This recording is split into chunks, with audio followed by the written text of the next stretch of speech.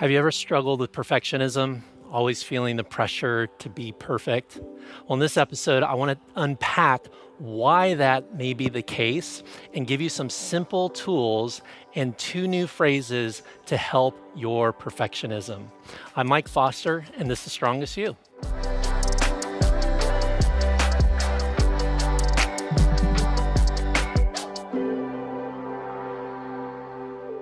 So, I want to start with a confession.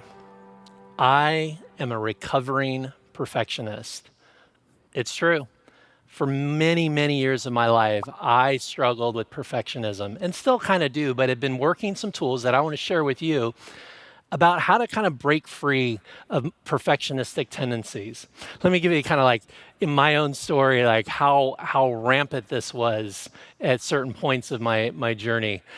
I would go stay at a hotel and like a Marriott or a Courtyard or whatever. And one of the things that I would do every time that I would leave the hotel is that I would start cleaning up the room. And not just sort of picking up and kind of straightening up. I would literally try to get the room back into perfect condition for the house cleaning crew. Why did I do that? I don't know, but I just wanted it to all be in place. I wanted to fold the towels for them. I wanted to organize. I made the bed. Ridiculous, right?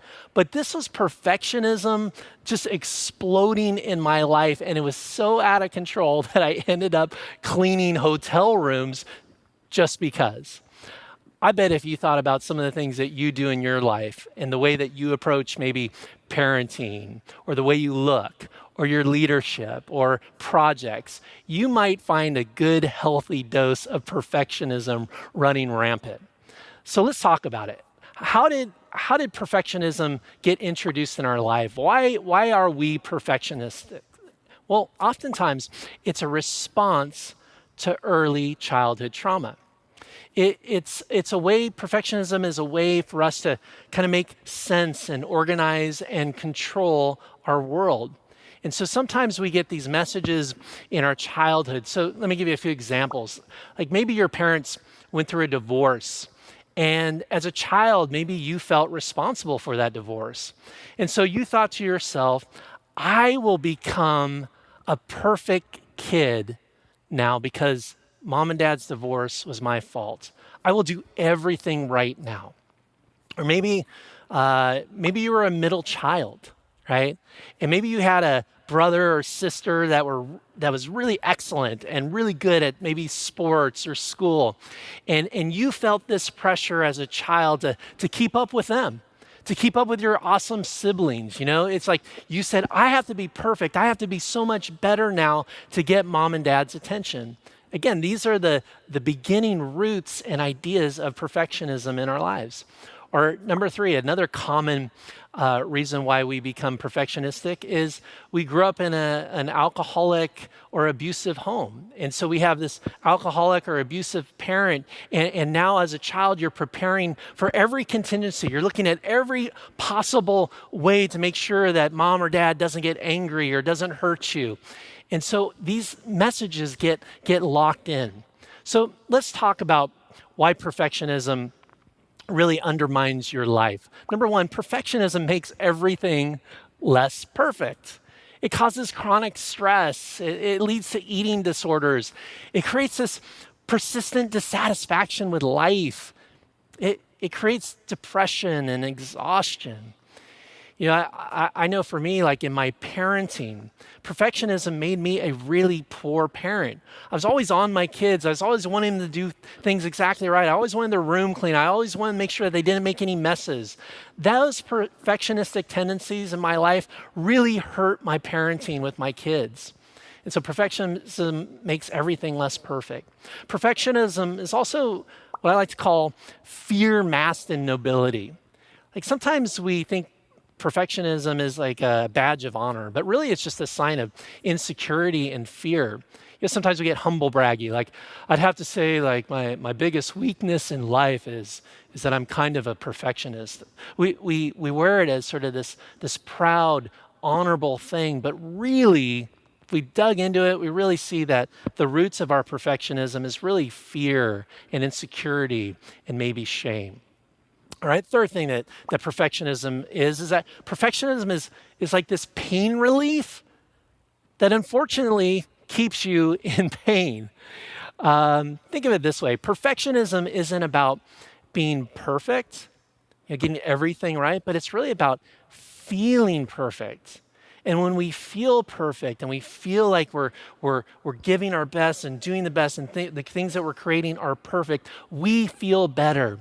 Perfectionism in many ways just sort of soothes our heart. We feel okay with ourselves. But unfortunately, this puts us on this hamster wheel of high performance. And so in order for you to feel good, you're just working harder and harder. You're working all the time and you got all this pressure on you and all this stress to try to make things right and make them perfect. And you're just spinning your wheels until you lead to burnout and exhaustion. And then finally, perfectionists. The problem with perfectionists is that they often create things for the critic instead of the community. See, they'll be working on a project or a song or writing a book or creating something and just tinker it to death. And perfectionism stops dreams. It stops creativity. It stops your contribution to the world. So here's two quick and easy things that you can say. And I want you to get these into your vocabulary. The words good enough and the words I did my best. When approaching a project and it maybe isn't perfect, but it's good enough. And when approaching your life, and maybe when you're trying to hold yourself to a certain standard or a certain performance or a certain level, start using the phrase, I did my best. So let me be clear. Here's the truth. Perfectionism, it does make everything in your life less perfect. It adds to your stress. It undermines your parenting. It undermines your happiness. It's not going to build the strong life that you want. So think about how you can disconnect from it. Understand why it's there. Oftentimes we learn these perfectionistic tendencies in our childhood because of pain, because of trauma. Think about how maybe your story has impacted your approach to life today. Think about how perfectionism plays out in every aspect of who you are and how you live. And if you want to disconnect from its control, begin with using these two phrases, these two values, these two approaches. Number one, it's good enough. It doesn't have to be perfect. It just has to be good enough. And number two, I did my best. Living in perfectionism is no way to live, but living with grace and forgiveness and doing your best and saying it's good enough will build the strongest life possible. Hey, thanks for being with us. I would encourage you to head on over to strongestyou.org, where you can sign up to have these episodes delivered to your inbox every single week. It's totally free. You sign up at strongestyou.org, have them delivered, get some extra content. Also, we'll make sure you subscribe to our YouTube channel. You can do that right now. And don't forget to join us for Forever You this Sunday. We'll see you next time.